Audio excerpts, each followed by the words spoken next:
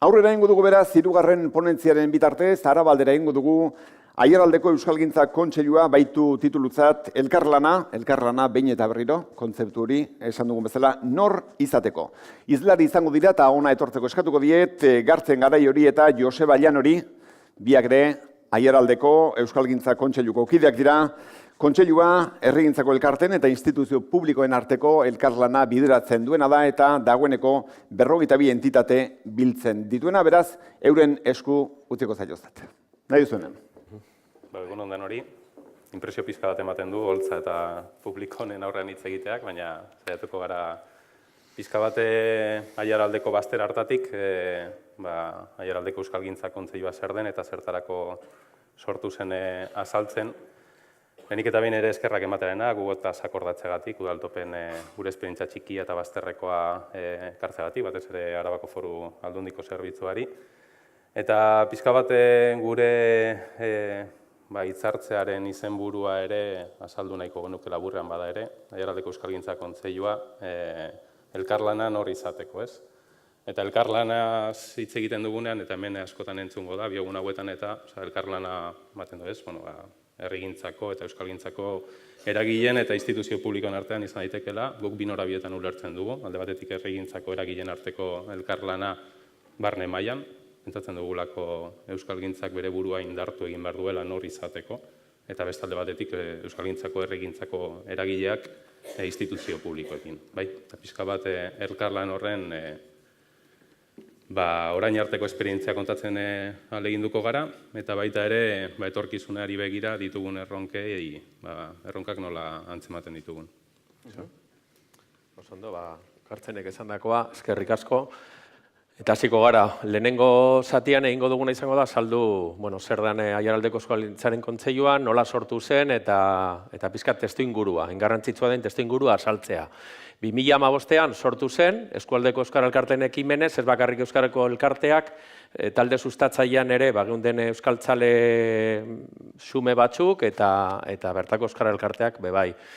Eta helburua, Euskararen normalizazioaren alde, ekarpen bat egiteko prezeunden norbanakoak eta elkarteak biltzea eta espazio berri bat sortzea. Momentu horretan, existitzen esena, gero azalduko dugun moduan lurralde osoan.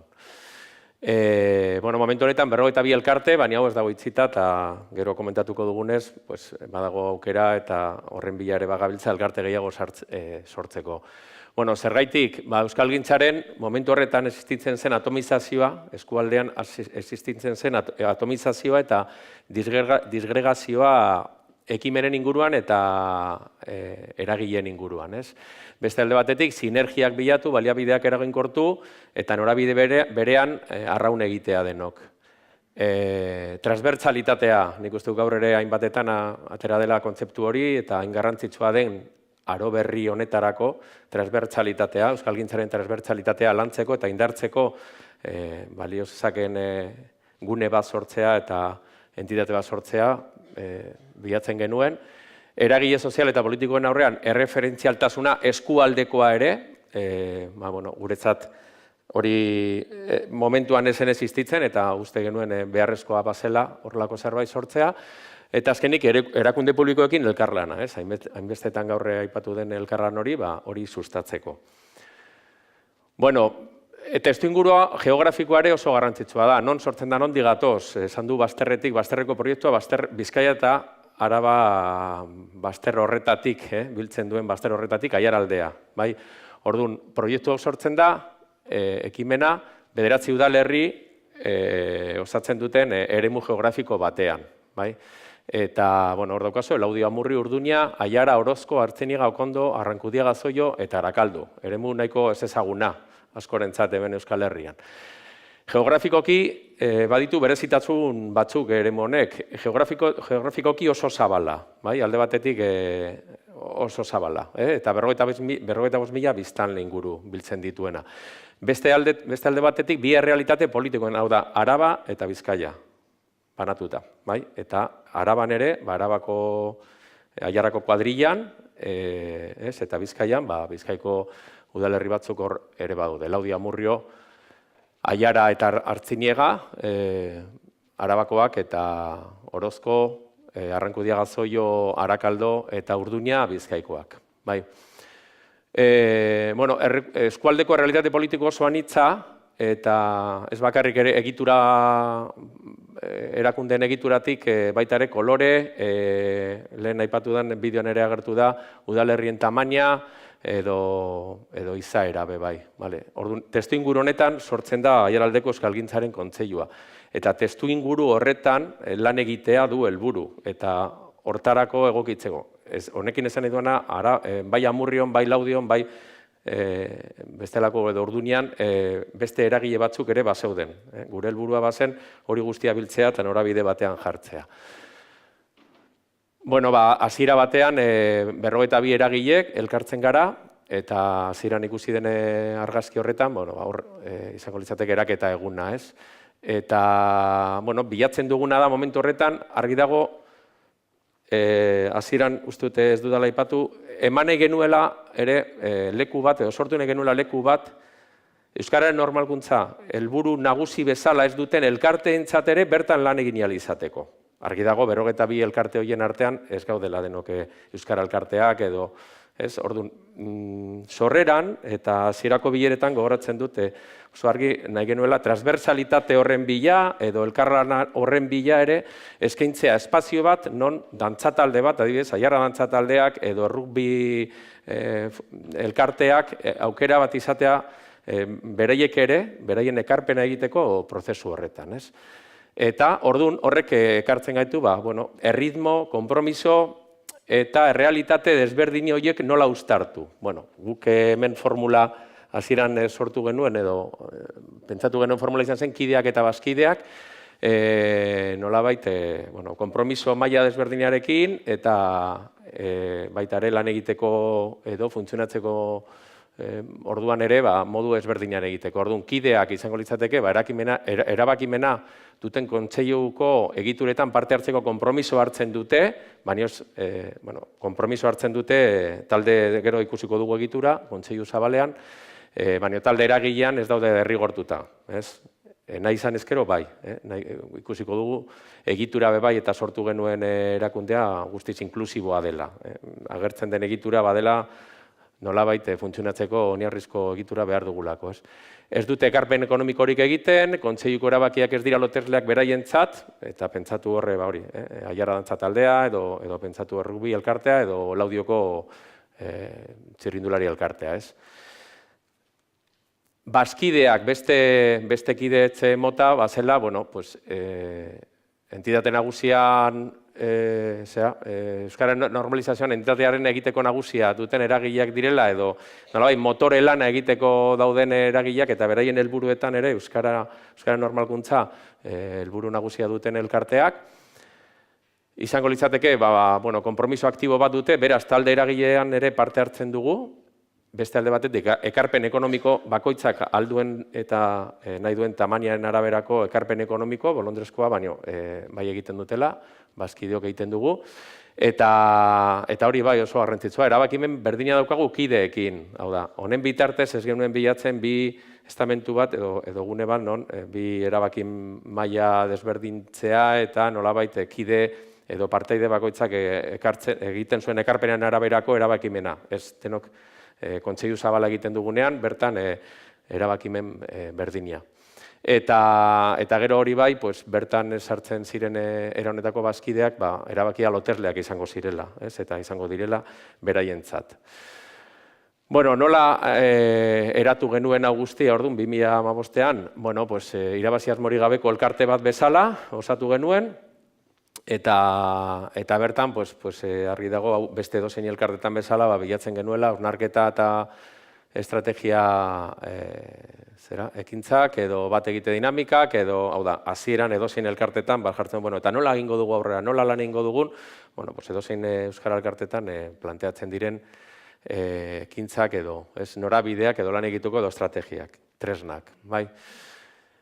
Nola dago egituratuta, batetik kontseilu zabala deitzen dugun, hemen zentratuko naiz ere, zen ikustute gakoetako bat ere hemen badago, ez da ohiko batzarra izango litzake, elkarte bateko ohiko batzarra ditzen duguna, baina guk honi balio handia ematen diogu. Hau da, urtean 2 edo 3 biltzen da, bilatzen da parte hartzea, ez da bilatzen quoruma, ez dugu minimoa etortzearekin espediente betetzen dugu, ez bilatzen da parte hartzea eta horretarako deitzen zaie parteide guztiei, akide guztiei, berten beraien ordezkaria parte hartzeko. Beste alde batetik saiatzen da, esan dezagun, lan esanguratsua egin dezan, ez da dia izan tramite hutsa, eta bertan hildoak eta norabidea markatzen dira, erabakitzen dira estrategioik aurrera eramateko ze baliabideak erabiliko ditugun, eta erabaki sendoak hartzen dira. Eta orduan alde horretatik, kontseilu zabala gero maiztasun horrekin bebai urtean 2 edo 3 biltzearekin nik uste dut horrek ematen diola freskotasuna, ez da geratzen ohiko batzar sume horretan urtero egin beharreko elkartetan, urtero egin beharrekoa, eta horrek nik uste dut ematen diola baita ere aurpegia 42 elkarte horietako ordezkarien aurpegiak elkarri guzteko aukera ematen du.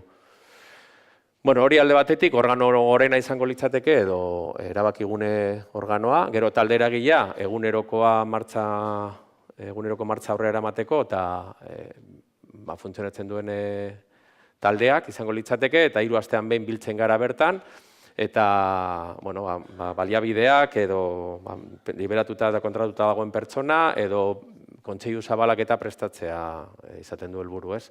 Kontseiluko langilea, badago pertsona bate kontratatuta momentu honetan lanaldi erdiz, eta berak dinamizazioa beharrezko ikusten dugun elkarte guztietan, eta aurrera gauzak behar den moduan eramateko gure kasuan ere, ezinbesteko tresna ikusten genuen, eta gero talde espezifikoak. Honekin egia da, oraindik ez garela buru belarri sartu, baina ikusten dugula, gainera gurea hain anitza izan da elkarteen izaera, bai ikusten dugula sektoretako taldeak sortzea lagundu dezakela, hurbildu dezakela, nolabait egiten den gogoeta, hor kontuan hartu, gehienok egia da eskola garela, eskola eremukoa garela, baina elkarte asko gaudela bertan.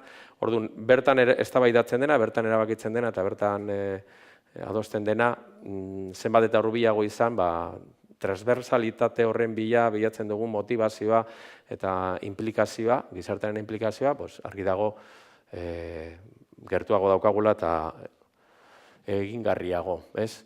Baliabide ekonomikoen alorrean, hor adostu genuen, edo filosofia bezala ziratik esan genuen, 150 publikoa izango zela, diru ekarpen publikoa, eta beste diru ekarpen propioa egingo genuela. Orduan, alde batetik hitzarmen gintza lantzen dugu, hau da, 9 udalerritako udalerekin eta Jarako kuadriarekin urtez urte berriztatzen dugun hitzarmen bat badugu, eta horrek ematen dio egonkortasuna, eta honetan askotan esan dugu ere, hitzarmen gintzaren aldeko apologia, foro honetan ere egiten dugu, pentsatzen dugulako Euskalgintza orokorrean behar ditula baliabideak eta behar duela egonkortasuna. Eta hori batzutan, diru laguntzak baita ere jasotzen ditugula ekimen konkretuetarako edo proiektu konkretuetarako, ez dela nahikoa. Eta funtzionamendurako behar dugun, erakunde honek behar duen dirua eta behar dituen baliabideak hitzarmen bidez lortzea beharrezkoa dela. Eta gero diru ekarpen horiek, bazkide ekarpen voluntarioak, hau da, bazkideok egiten dugun ekarpen, bakoitzak alduen neurria eta nahi duen kantitatea, eta diru iturri propioak, pentsa ezazue, sosketa edo txosna, ez? Eta zertarako, argi dago, Euskaren aldeko dinamika bultzatu, eta testu inguruak sortu, hau da, bertan dauden elkarteak, beraien Euskaren erabilera eta azkenik aurrera egiteko eta zentzu positiboan eragiteko behar diren testuinguru egokiak sortzea. Hori da markatzen dugun, ez? Egia da, Euskararen erabileran aldeko mezu positiboa, eta nolabait lana norabide horretan egiten dela, baina testuinguruari guk garrantzia handia ematen dugu. Hau da, lehen aipatu duguna Jarantza taldea Euskararen presentziaria gotzeko behar duen testuinguru hori edo gune aproposak sortzea, hori guretzat oso garrantzitsua dela, eta elkarte hori bezala, beste elkarte askorentzat. Elkarlana, gaur hemen pizkat gai nagusia den, elkarlanen anizkuna esaten dugu, euskalgintza herri eragileak eta erakunde publikoen artean guztiz beharrezkoa dela, gure lan tresna, eta esaten dugu, hori, oztopoa baino, eta askotan guretzat ere hori eta euskalgintza nolan bizi izan dugu, elkarlanena oztopo bezala, guretzat erregaia badela, gure erregaia. Eta bueno, amaitzeko nire zatia, hor, azkenik norbere funtzioan eta errespetutik eta onartuz, bestearna, baina onartu behar dugu, hemen askotan entzun izan da, deserosotasuna, gure konforgunetik atera behar izatea, hori beharrezko dugula. Nik uste dut aro berri honetan bebai Euskalgintzak behar dugula denok aulkidan pizkat mugitu, eta elkarlan horrek ez du esan nahi denetan ados egotea. Ez duela esan nahi, eta ganean nik uste dut inkoherentzi edo disenso horretatik ere eraikitzen dela, eta orduan, norbere izateko bai, errespetutik, baino baita ere bilatzen dugun transversalitate hori, kontziente izan da ere, askotan deserosotasun egoera horietatik etorriko dela, edo konforgunea aipatzen zen puntu horretatik ere ateraz, ez? Eta, uste dut hauze dela, bai, hoize da. Josebak azaldu du pizka bat nola eta zertarako sortu zen kontseilua, eta saiatuko naiz azkenengo sortu genenetik 4 urte hauetan egin ditugun gauzarik nabarmenenen laburpentxo bat egiten, eta azken partean etorkizunari begira jartzen. Kontseiluaren eraketa propioa gainera, eta hor bilatzen zen eskualdeko referentzia eta sare hori sortzeaz gainera, nagusiki lan handia egin zen 2015 urtean, pizka bat eraketa horri bide emateko, parte hartzean nahi genuen elkartekin eta harreman sare hori osatzen, eta pizka bat kontseiluaren parte hartzea bermatzen. Bigarren zeregin nagusien ere izan zen, behin sare hori eratuta, elkarlan espazio hori, Euskalgintzako taldeek eta bestelako herri erakundek osatzen genuen kontseilu horrek instituzioekiko ze harreman izango zuen zehaztearena. Eta harreman horretan elkarlan hitzarmen bat izenpetu genuen eskualdea osatzen duten 9 udalerriekin batera, 10 udalerri, 9 udalerri eta kuadrilla, Aiarako kuadrillarekin batera. Eta pizka bat instituzioekiko elkarlan espazio hori ere konfiguratu genuen 2 norabidetan, alde batetik gure kontseiluan, Josebak aipatu den kontseilu zabal horretan, ez dute politikari parte hartzen, euskara teknikari parte hartzen dute, pizka bat egiten den lan horren norabidea ahalik eta adostena izateari begira, eta bestetik kontseiluak badu instituzio publikoekin beste foro bat, urtean behin batzen dena, non kontseiluaren egitasmoen berri ematen zaien, eta pizka bat instituzioen feedback hori jasotzen den. Lana ekarri zigun, elkarlan hitzarmen hori zehaztarena, hori egin bitartean ere bai, eta pizka bat intuizioz jokatuta, kontseilua propio eratuta egon baino lehenago ere, lanean hasi ginen pizka bat aisialdia eta esparruan eta batez ere gazte segmentuaren artean kirola zelakoan intzidentziarako esparru nagusinetako bat. Eta hor pizka bat kontseiluaren lana izan zen, errealitate linguistikoa horri erradiografia bat egitarena, eta eskualdean zeuden 45 kirol elkartere, 6.000, 5.500 kirolari batzen dituen elkarten erradiografia hori egitarena, eta pizka bat zeintzuk ziren hutsuneak eta indarguneak identifikatzen saiatzarena. Horretaz gainera eta diagnostikoa bera ere erabilizen nolabait kirol elkarte horiei euskararen normalizazioan beraien elkarte barruan konpromiso txikiak hartzeko gonbidapena egiteko, ez? Bai txikiak, bai ertainak eta bai handiak. Gero gure lehenengo, edo kontseiluak bideratu zuen lehenengo jarduera masibo eta handiena, pizka bat bere sorrerari lotutako erreferentzialtasun hori eskuratzeari begira eta izan zen 2016-eko Euskararen eguna, lehenengo aldiz ziurrenik gure eskualdean modu bateratu batean aldarrikatu genuen Euskararen eguna, ospatzetik harago izaera bat eman genion, Aiaralde Euskaldun, konpromisoak eta maitasuna, pizka maitasunetik harago edo txikimendu horretatik harago joan, eta pizka bat herritarrek, bai aurrek, bai gazteek, nerabek, helduok, zein bestelakoek ere euskararekiko dugun txikimendu hori konpromisoetan bihurtzarena planteatu genuen, ez? Eta milaka herritarrek konpromiso oso zehatzak hartu zituzten, beraien eguneroko bizitzan euskararekikoetan, eta Amurrion ospatu genuen konpromiso horien baterakuntza egun bat, milaka lagun batu ziren, eta Amurreko plaza oso gutxitan bezala jendez bete zen, eta gainera jende hori joan egin zen euskararekiko bere konpromisoak adieraztera. Erreferentzialtasun hori eskualde mailakoa eta nolabait orain artean edo ordura artean euskalgintzak izandako gihar eskasa, gihar indartsuago batean bihurtu zen kanpaina edo dinamika honen ostetik, eta bestetik etorri ziren bestelako zereginak eta jarduerak.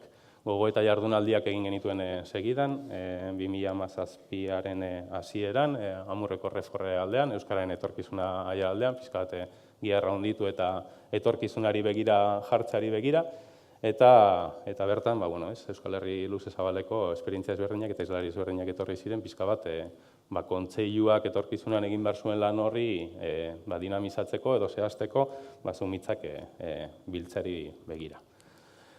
Euskararen agenda egiten hasi ginen, beste toki askotan egin den bezala, gaur ere oraindik ere jarraitzen duguna egiten, pixka bat eskualdean euskaraz garatzen diren ekimenen berri ematerena eta holako zerak, eta aiaralde hau bizi eta belarri prest, hurrengo euskararen egunaren antolaketa modu bateratuan egiten jarraitu genuen, euskaraldia baino urte bete lehenago eta hemen Lasarte Horia izan genuen erreferente nagusi, gogoeta jardunaldi horietan ere bertan izan zirelako, esperientzia gurera ekartzen, eta bertan, 30 egunez, astebeteko txandetan, ia 5.000 herritarrek hau bizi eta belarri preste rolak hartu zituzten, eta oso balorazio positibo egin genuen dinamika horren guztiarena. Horren jarraian eta pixka bat gogoeta jardunaldien ostetik gogoeta estrategikoa jaraldean lantzen hasi ginen, Euskalgintza Kontseiluan bertan, eta lehenik eta behin gure entidadean, nagusiki eta gerora ere etorkizunari begira plan estrategiko adostu eta epeluzeko baten beharra somatzen dugulako. Guztiok norabide berdinean jartzeko euskararen normalizazioan egiten ditugun ahaleginak eta indarrak eta jartzen diren baliabide horiek, eta gogoeta estrategiko horren lehenengo oinarri bat zehaztu genuen, gerora ere bestelako instituzio eta entidadeekin gogoeta estrategiko partekatu eta adostu bat egiteari begira.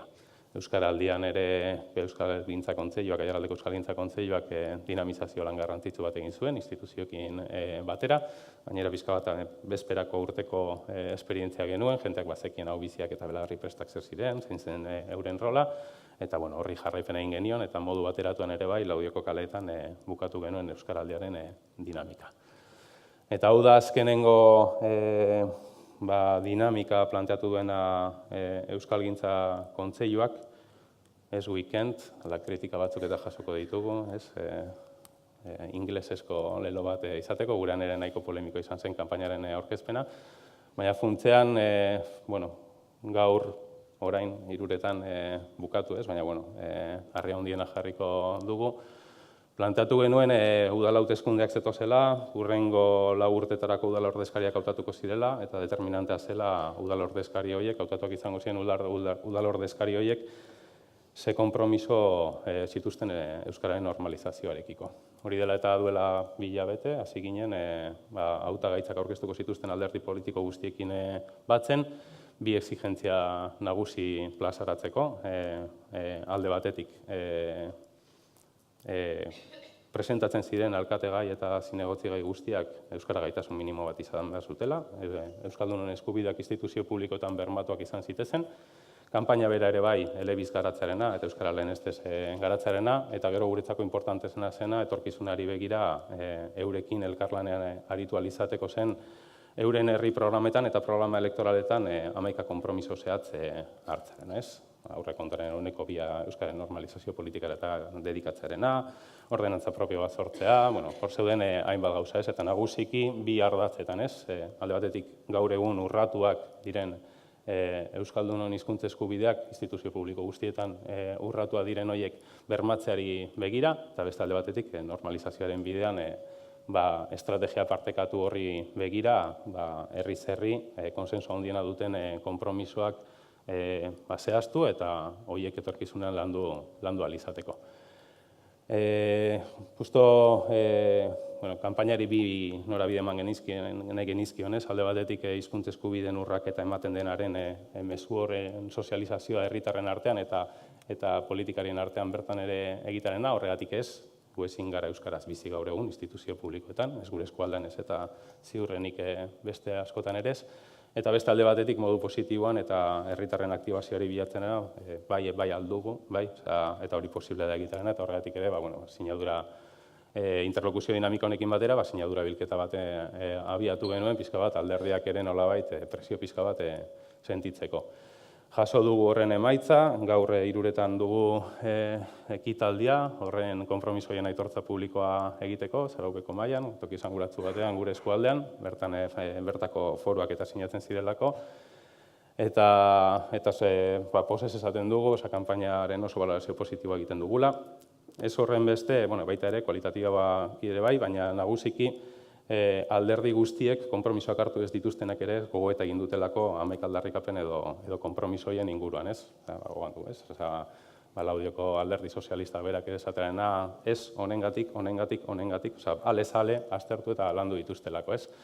Eta, sin embargo, ere beste taldeek arduraz jokatu dute eta gogoeta sakona egin dute. Orain arte euskara ez dagoen beraien agendetan, ez are gutxiago da hauteskundei begira, eta dinamika honen bidez lortu da agenda politiko horretan sartzaena eta konpromiso batzuk hartzaena, ez? Eskualdean 45 hautagaitza ofizial aurkeztu dira, 35 gutxi gora bera reala dira, besteak ez dira herriko jenteak osatzen dituztenak eta haietatik 31arekin izan dugu interlokuzio dinamika hori, eta haietatik 25ek konpromiso zehatzak hartu dituzte. Batzuk dendenak hartu dituzte, beste batzuk gogoeta sakona egin dute, eta batzuk egingarria direnak hartu dituzte. Eta horiek izango dira etorkizunean eurekin lan egiteko lehentasunez, konsensu handiena duten konpromisoietan. Liatzen ari naiz, eta zutorri zara.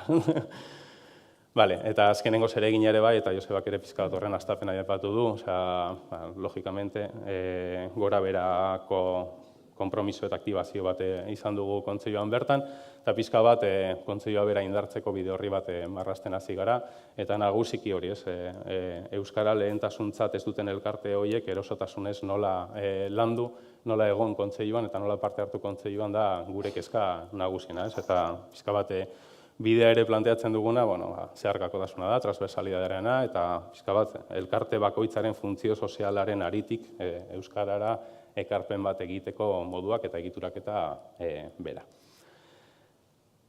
Ahulguneak eta aukerak eta hemen aditu pila bat, lehenagoko izlariak ere nahiko adituak ziren, eta datozenak ere izango dira, etako asko, gu ez gara adituak, baditugu etorkizunari begirako intuizio batzuk eta behar batzuk, labur saiatuko naizea saltzen, giza baliabide eta baliabide ekonomikoen falta nabaria da kontseiluaren ahulgunetako bat, herrigintzako sujetuen eta instituzioen arteko elkarlanaren eragile izan behar baldin bada, Euskalgintza Kontseiluak baliabide behar ditu, fuerte behar du izan, gaur egun egoera ez da hori, eta gaur egun euskararen normalizazioan gure eskualdean inbertitzen diren baliabideak ere bai, uste dugu ez direla modu eraginkor batean inbertitzen, modu oso atomizatuan eta autonoman bakoitzak uste duena egiten du, eta horregatik importantea iruditzen zaigu estrategia partekatu bat izaterena denok, Euskalgintzako eragileok, elkarteek eta instituzioek. Eta gero oso gauza importantea ere, inbertitzen diren baliabide guzti horien errentagarritasuna ere eman egin behar dela, eta horren azterketa serioa ere egin behar dela. €1 inbertsioa egiten da gutxi gora, bera tokiko instituzio publikoetatik euskararen normalizazioan, eta zentzu horretan inbertsio horren errentagarritasunean eta eraginkortasunean aurrera egin nahiko genuke. Horregatik ere pentsatzen dugu, kontseilua badela sujeto interesgarri bat, horretarako, instituzioen eta erregintzaren arteko elkarlan espazio bezalako, eskualdeko sujetu bat delako, elkarlan horretarako espazio bezala sortu zelako, eta adostasun estrategiko bat erdiesteko sujetu egokia delako. Horregatik kontseiluaren lehentasuna hori izango da, ez datozen 10 urtei begira, plan estrategiko adostu eta partekatu bat eskualderentzat egitearena, ez?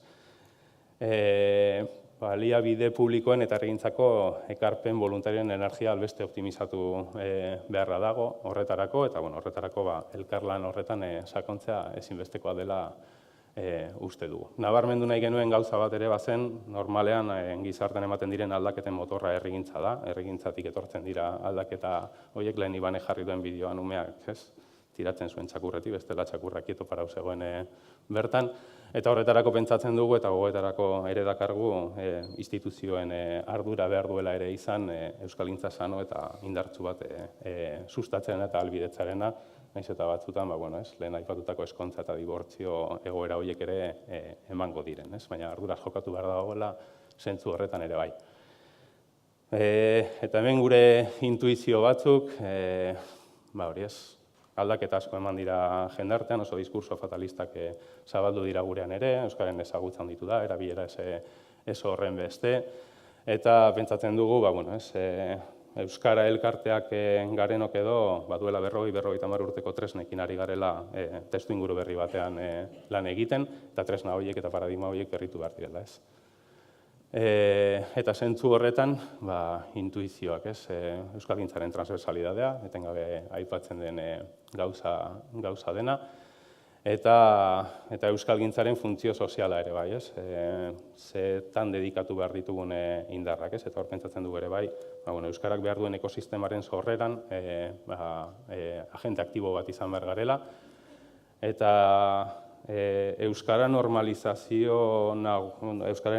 helburu nagusi ez duten entidaden sorrera sustatu beharko genukela bai. Kirol elkarteak, edo kultur elkarteak, edo ekonomiaren esparruko bestelako elkarteak euskaraz biziko direnak, bai, eta pixka bat euskalgintzari dimentsio berri bat emango dionak, ez? Konpromisoa gurekin hilko da, konpromisoa etengabe aipatzen da, gazte belaunaldiak eta belaunaldi berriekiko konfiantza izan beharra dago, ematen du ez dutela euskararekiko konpromisorik eta atxikimendurik, eta egia da ere, konpromiso hitzaren zera demode dagoela, jasota dagoen bezala. Hizkuntzak beste zerbait eman behar die belaunaldi berriei, konpromisoaren kontzeptutik urrunduko dena, eta bereien atxikimendu eta pertenentzia sentimendua sustatuko duena. Eta zentzu horretan pentsatzen dugu euskalgintzak den lanaz edo iniziatibaz sortu behar direla erdarak ekartzen ez dituen gauzak, erdarek ekartzen ez dituzten jarduerak eta produktu erakargarriak planteatu behar direla, eta nagusiki egiten ditugun gauza guzti horiek bizigarriak eta bizipozen maleak izan behar direla. Bukatu zaiten bor, ezta? Bai. Bai, gaina zure. Azkenengo hitza eta... Azkenengo bi erreflexio, bata. Ari gara estrategia berriak esaten, ari gara erronka eta korapilo berrien aurrean tresna berriak behar ditugula, baina behar duguna da konfidantza. Eta konfidantza belaunaldi berriekin. Eta konfidantza etorkizunean.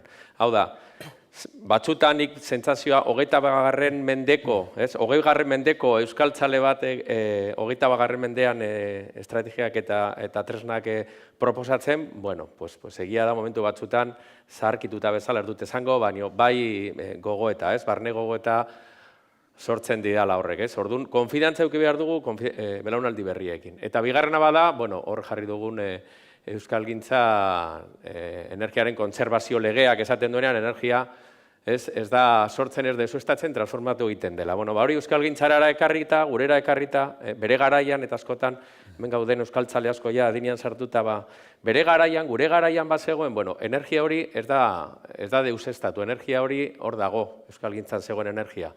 Gure lana izango da tresna egokiak sortzea, energia hori berriz transformatu eta normalizazioaren bidean jartzeko. Eta elkarlana bada tresna eraginkor horietako bat. Eta, idei horrekin geratzen gara. Eskerrik asko.